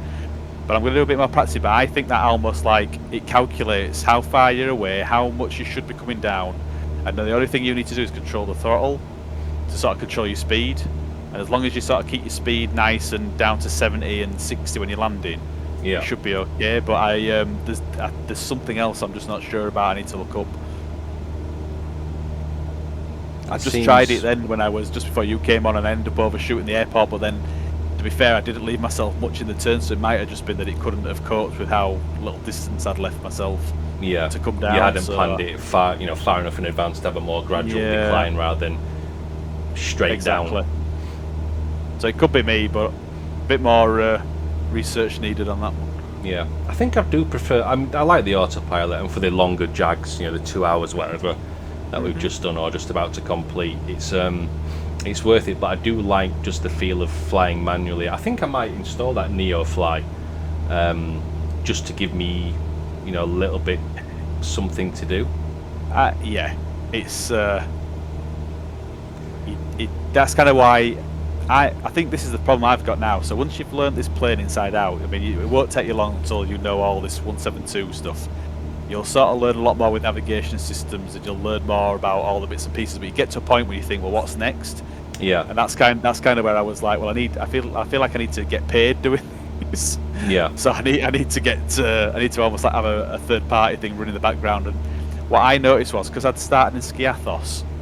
By mistake, he kind of stamps in, doesn't he, flying? It won't let you move from that first airport. Oh, right. You can move around, and it'll track you. So if you sort of flew all the way back to England, it keeps up with you, but it won't let you unless you pay for it. Sort of just position your airplane at the top of Shetland to start again. So you're kind of stuck with it. So what I did was I went from Skiathos and I started working my way all the way up Greece. And eventually got across to Italy, but it was quite good because some of the places I was taking off some of the runways, you're in the valley of a mountain and you end up having to circle to get your altitude up because otherwise you're just going to hit the mountains. Oh, so I had to try. So it was really enjoyable, and I'm guessing at one point we'll get there. But it's it just added that little bit extra oomph. But then when you land and then you get £4,000 for delivering some cargo and that, and you get all the noises, and you've got another voice dispatch sort of talking to you, sort of saying, well done, we just unloaded your plane, just wait a minute. So you've got to wait for 30 seconds and you can hear them all clattering and taking all the stuff off. It's pretty good, to be fair. Yeah. Interesting. I've got a patent entry marker. That might be something. I don't know if that's something to do with an assist or maybe it's because we. And then I've got like red boxes in the sky, which is kind of showing me how to approach, I'm guessing. Yeah, I guess that's part of the assistance stuff in it. I mean, I've literally turned every last thing off to keep it as realistic as possible. So I'm trying to look for the airport now. Oh, I can see the it. runway ahead of us. Yeah, I see it now. The only thing is we're ever so slight. I mean, we could be coming in. I think this is the problem as well. With this isn't a perfect science. We've kind of used the marker to line us up, but I've not actually checked on whether this is the right flight path. So we could end up in ever so. This is where manually probably is going to help you to sort of land it. Yeah, because I'm going to follow the pattern entry because it looks like it is going to kind of effectively guide me in a little bit. Mm-hmm. But yeah, I don't like that. That's too assisty. What runway are we on? 13? 13, yeah. Right, so that's 130. So we are ever. Do you know what? I think I'll be all right. I can take this in. We're ever so slightly off it by 4 degrees. That's the marker, the Maddox that we used. That wasn't an exact science. It's not exactly lined up. So I think we're just ever so slightly off it. But it's to be fair though, the wind's pushing us onto it. We've got 9 knots wind now. Right, I'm going to drop it down to 2,000 as well, I think. Yeah, I'm just dropping down to 2.4 now. be honest, I'm struggling to see where the runway is. Just make sure she's got lights. I mean, we don't need lights, but Oh, I see it now. I see it flashing. Yeah. I'm pretty sure that's it. well, not actually. I am looking like I'm on course for this, so you should be all right. I'll stick my landing lights on. Yep, landing lights. Pitot heat off. I'm gonna put my taxis on as well. Pitot heat. I'll probably wait till we're about 4 miles away. Might get some flaps on as well. That's what she said. I feel like if I might actually risk it for the greater good and press approach and see what it does, because I feel like I can recover. Pressed it. Nothing's really happened. What's your speed? 114 at the moment. Alright, you're coming in quite fast tonight behind me. To be honest, I'm going to hit autopilot because I'm curious as to why I'm getting this entry pattern. You see, the autopilot's bringing me back round now. That's strange. I've lost you. How many miles away from runway are you? Well, I don't know because it's giving me this entry It's pattern. unhinged. No, we need to be much slower here. Are you coming into land or? I'm about 5 miles away, so I'm just going to sort of drop because I'm at 2,000. I want to be a lot less than that. Oh, I see the runway now. Okay, yeah, all right, okay. Autopilot off. The entry pattern actually does make sense now. So let's do that. Let's get my speed up before I stall.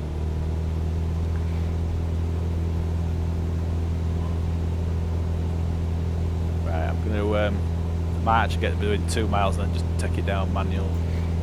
Yeah. So a lot of from what I read the other day is a lot of people can use the approach mode, and then some pilots will wait till they're about 300 feet and then take over, which is nothing, and then some people will leave it 1,000 and just almost like put it on now, like we're probably going to do, because they like the actual landing manual. Wait a minute, how do I turn my bloody thing off? What's that? The Cessna Golf Sierra Alpha 1042 at 10. Cleared to land runway 13. it's not the autopilot, it's which is the height thing, because I'm still set at 4,000. Autopilot should just take it off completely. It doesn't seem to have. Either that or I'm fighting the plane. It's pushing me up, it's pushing me way up. Oh, you're taking the autopilot, it's your trim, so get your trim wheel down. Your trim wheel will set itself and it won't have readjusted it. What to? What do I set my trim to? Try and get that, well you'll feel it because you feel your plane will just be normal. But you want to get it to that white line back in the Oh, I in the see middle it now. Right, flaps on. I see mine's absolutely played havoc with mine, but at least it's slowed me down a bit. See, my trim wheel on my Velocity 1 is amazing. This trim wheel's taking a bit of getting used to, really. Right, flaps down. These red boxes are confusing the crap out of me. And, you know, I can see the runway. I'm just going to take my approach.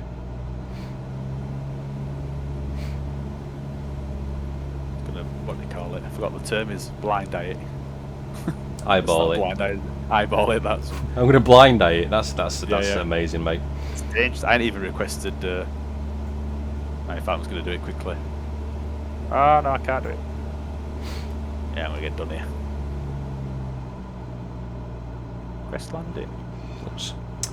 Still think I'm playing Elite Dangerous.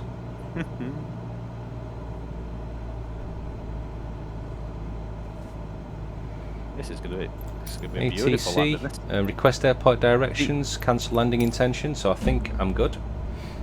See now, oh, I think we've got someone on the runway. Oh, it's my shadow. Haha.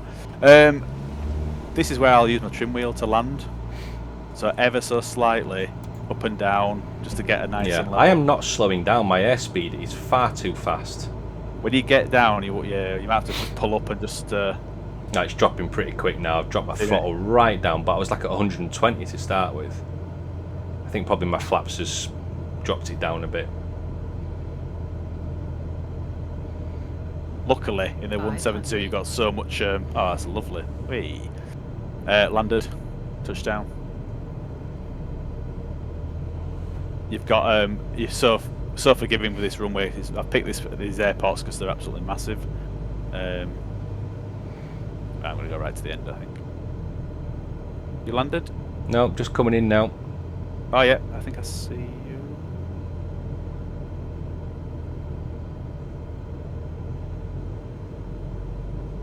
I'm going to take the taxiway right at the end.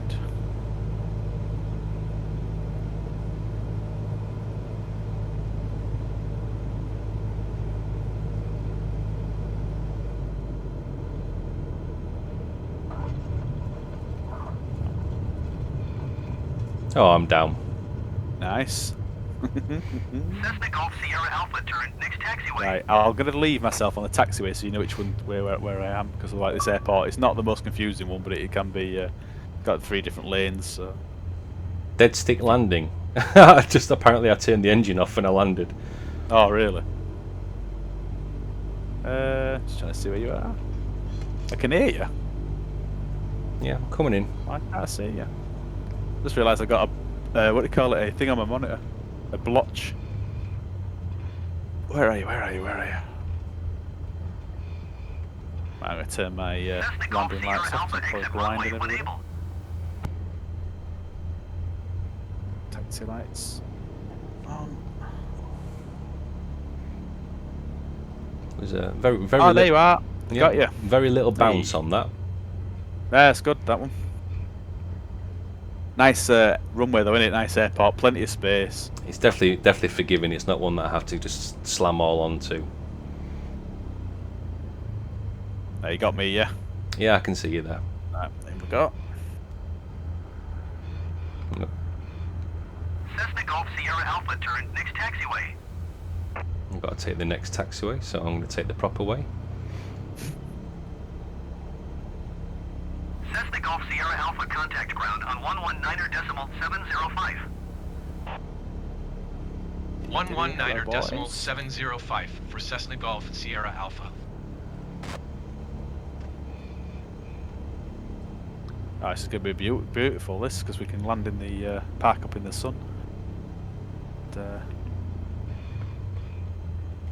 I'll give you some space.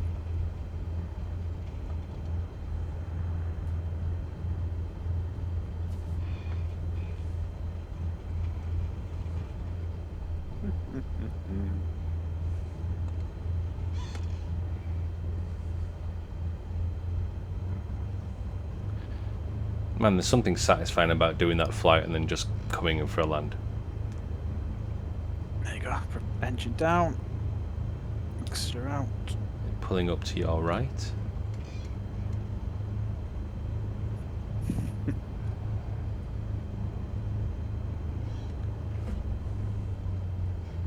Just the tips? No, wait. That's the tips.